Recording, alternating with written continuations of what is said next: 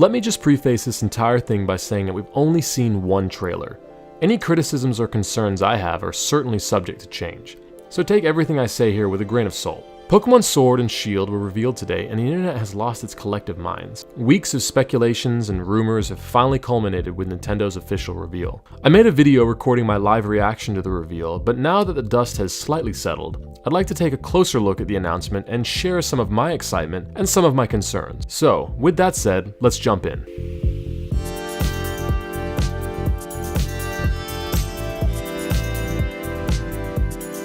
Let's just kick things off immediately with the game's new art style. For weeks, people have been speculating as to where Gen 8 would go in this regard.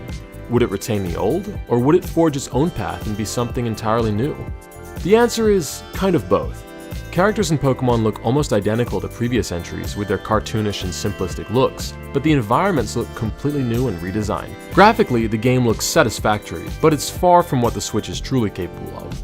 Look at games like Wolfenstein, or even Pokken Tournament for good examples. Sword and Shield still appear to be using the 3DS engine made for Pokemon X and Y, albeit with tweaks and modifications, which is still a little disappointing. Take a look at how low resolution this texture is. It just looks awful. Disappointingly, progression appears to be following the traditional formula. Start in your hometown, pick a starter, progress through a linear world, battle trainers, collect gym badges, and take on some form of championship. The starters themselves are a little bit of a mixed bag. While it seems most of the internet has jumped onto the Sobble bandwagon, I personally find Grookey to be my favorite. I'm mixed on Scorbunny, and I don't really have much of an interest in Sobble myself. To the dismay of many, wild encounters look to be returning for Sword and Shield.